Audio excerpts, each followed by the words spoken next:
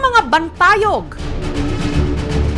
mural at kahit pa sa mga painting ng tinaguriang ama ng Katipunan na si Gat Andres Bonifacio, kapansin-pansing laging may watawat. Iba-iba ang naging watawat ng Katipunan na kumakatawan sa grupo o samahan ng mga Pilipinong naghimagsik noon laban sa mga Kastila.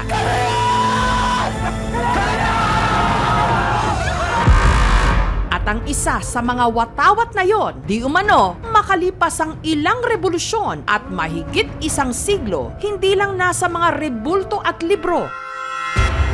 Heto, buong-buo pa rin ngayon. Ayon dito sa ating Evolution of Philippine Flags, ang watawat na ito ay katugma noong pang-apat na watawat ng ating bansa. Pag-usapan natin kung bakit ang pirasong ito ng tela at iba pang mga kagamitan ng mga Katipunero nananatiling napakahalaga sa moderno nating panahon.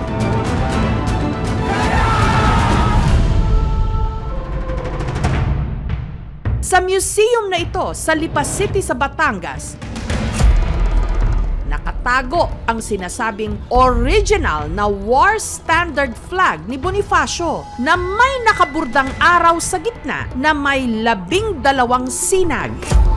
Sa ibaba naman nito, may 3 letrang K. Kataas-taasang kagalang-galangang katipunan ng mga anak ng bayan. Ito di umano ang mismong bandila na iwinagayway ni Bonifacio sa unang sigaw sa Pugadlawin taong 1896. Nung pinunit nila ang kanilang mga sedula na naging hudyat ng paghihimagsik ng mga Pilipino laban sa mga Kastila. Nasa 57 inches ang haba nito at 38 inches naman ang lapad. Ayon sa caretaker na si Matt, mismong ang ina ng Katipunan at asawa pa raw ni Bonifacio ang nagtahi nito, si Gregoria de Jesus o mas kilala sa tawag na Oryang. Yung pong mga letra na yan na mayroong tahi sa gilid, bawat tabi po, yun po ang ginamit nilang kanilang sourcing kamay. At mapapansin naman ninyo na mayroong mga tahing pino. Nung dalhin dito, nakatahi na po yan. Kumupas na ang pulang kulay ng watawat. Ang ibabang bahagi naman nito, nababakbak na. Itong mga kapatid kong babae, nung makita nila na matigas na mayroong mga dugo-dugo pa, ang ginawa nila, nilabhan. Kaya noong malaman ng tatay namin, nagalit siya.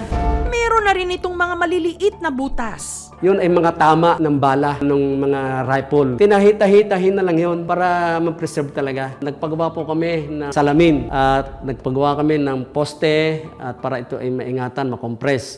Ang bandila, pinaniniwalaan din nilang parang may taglay na kapangyarihan. 2014, isang bagyong Glenda na napakalakas. Dito tamama yung sentro, kaya ang bubungan ay nasa likwat siya. Nangilabot kami dahil yung watawat, nakatayo po siyang ganyan, wala po siyang natamo na kahit isang galos. May sakit po dati yung mother ko ng breast cancer. Tapos inihiling ko din po yun sa flag na maging magaling siya. Breast cancer survivor na po talaga yung nanay ko. Noong magkaroon nga ng Miss Tourism Lipa, yung isa doong kandidato ay lumapit sa salamin. Hinagpos niya yung salamin, tumirik daw yung balahibo niya. Noong matapos yon, siya ang naging Miss Lipa Tourism. Ang bandila at iba pang mga antigong may kinalaman daw sa Katipunan, pamana kay Matt ng kanyang ama na si Flaviano, na veterano ng ikalawang digmaang pandaigdig. Naging guerrilla po siya. Ang kanyang ama, naging kasapi rin daw ng isang samahan na itinatag ni dating Pangulong Manuel L. Quezon, ang Legion de Veteranos de la Revolucion. Nagtayo sila ng grupo. Ang tanging layunin ay para makalap at mapagsama-sama uli yung mga inanak ng mga Katipunero ng himagsikan. Nakilala raw si Flaviano ng di umano 2 revolusyonaryo, sina Colonel Ignacio Conrado at Colonel Honorio Lopez. Taong 1955, si Flaviano inutusan daw na pumunta ng Sariaya sa Quezon ni Colonel Conrado. Puntahan ninyo si Tandang Pamping sa Sariaya, Quezon at doon ninyo kuhunin yung mga gamit na yan. Watawat, salukot, itak. At At ang isa nga rito, ang bandila na ginamit daw sa unang sigaw sa Balintawak taong 1896 na pinaniniwalaan ngang kay Bonifacio. Sang-ayon lang sa kwento sa amin wala kaming ebidensya. Nung namatay daw si Colonel Conrado taong 1957, ang watawat inihabilin nito sa ama ni Matt na si Flaviano. Dinala na ngayon yan sa General Headquarters sa Balintawak. Verbal proof lang naging katibayan. Gumawa po siya ng testamento o kasulatan na sulat kami niya para itala na ang mga gamit na yan ay inihabilin sa kanya. Nilagdaan po niya ito, yung kasulatang ito, noong December 21, 1995. Nilagdaan po niya sa harap ng mga saksi.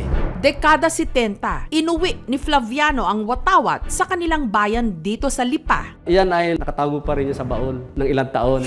Hanggang taong 1994, Nung dumating dito yung ating ibang mga kapatid na mga nagre-research, mga kapatiran din, inilabas nga ni tatay yan. Nasyak ako. hanggang kumalat na nga ang balita tungkol sa bandilang nasa pangangalaga ng pamilya ni Matt. Nung araw, ang sabi lang mga kasamahan natin ay may nagpunta rito at nag-o-offer na ito ay palitan ng halaga na 2 million. Nagpaliwanag naman sila, ang mga taga rito, unang-una ang father ko, na hindi nila tinatanggap kasi ito ay isang sentimental value. Taong 1995, nagtayo sila ng sarili nilang museum na tinawag nilang Museo ng Katipunan. Maliban sa bandila na pinaniniwalaang mahigit 100 taon na ang tanda, narito rin ang salakot na sinasabing ginamit din ni Bonifacio, di umano, at ilang mga lumang diksyonaryo, dokumento, bolo at rifle. Ang Museo po ng Katipunan ay tumatanggap lang ng donasyon. Kung medyo maliit, hindi po siya kagaya ng ibang museum na talaga pong malaki. Pero aminado si Matt, ang kanilang museo, pinaglumaan na ng panahon. Ang ACCF, nagpadala sila dito ng kinatawan para ito ay bisitahin. Ang aming kahilingan, medyo i-update ng konti yung building. Pero sabi nila, Sir, hindi namin to magagawa kasi ito po ay isang pribadong museo. Gusto namin mangyari na ma-authenticate at malagay sa kasaysayan. Ma-recognize ito ng NHCP at kung sila ay mayroong pwedeng itulong sa amin para naman ito ay ma-preserve itong ating watawat na ito. Ako po 100% naniniwala na ito ay authentic na talagang original. Pero lehitimo nga kaya o authentic ang watawat na ito na sinasabing ginamit ni Bonifacio? Ayon sa NHCP o sa National Historical Commission of the Philippines, ang watawat na nasa pangangalaga ni Matt,